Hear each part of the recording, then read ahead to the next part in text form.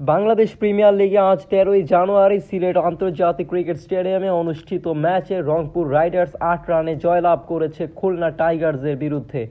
এই ম্যাচে Rangpur Riders 186 run সংগ্রহ করে এবং খুলনা টাইগার্স 187 রানের লক্ষ্যে ব্যাট করতে নেমে 178 রানে নিজেদের ইনিংস শেষ করে।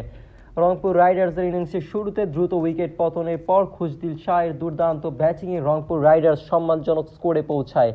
35 বলে 73 রান করে খুশদিল ম্যাচের সেরা খেলোয়াড় হিসেবে নির্বাচিত হন। তার ইনিংসে ছিল 4টি চারের সাথে 6টি বিশাল ছক্কা।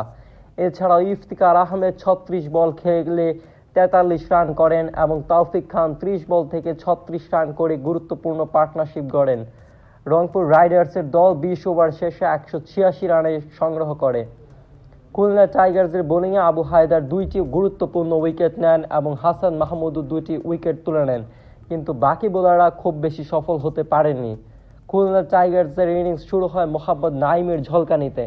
41 বল থেকে 58 রান করে তিনি দলের সর্বোচ্চ রান সংগ্রাহক হন। এছাড়া মেহেদী হাসান মিরাজ 24 বল থেকে 39 রান করেন। কিন্তু রংপুর রাইডার্সের বোলিং আক্রমণটি ছিল অসাধারণ, বিশেষ করে আকিব জাভেদ, যিনি 4 ওভার থেকে 29 রান দিয়ে 3টি উইকেট নেন।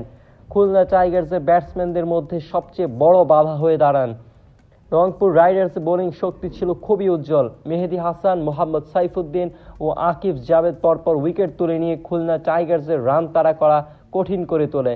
বিশেষ করে আকিব জাভেদ, যিনি খুলনার 3টি গুরুত্বপূর্ণ উইকেট নেন, দলের হয়ে ম্যাচের সেরা পারফরম্যান্স উপহার দেন। শেষ পর্যন্ত খুলনা টাইগার্স 188 রানের টার্গেট তাড়া করতে গিয়ে 178 রানেই থেমে যায়।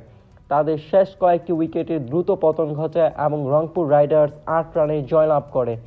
এই জয়ের ফলে রংপুর রাইডার্স 2 পয়েন্ট অর্জন করে পয়েন্ট টেবিলের উপর দিকে উঠে এসেছে।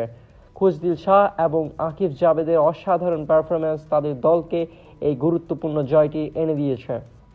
এটি ছিল একটি উত্তেজনাপূর্ণ ম্যাচ, যেখানে রংপুর রাইডার্সের বোলিং আক্রমণ ও খুশদিল শাহের ব্যাটিং পারফরম্যান্সের কারণে খুলনা টাইগার্স জয় থেকে দূরে চলে যায়।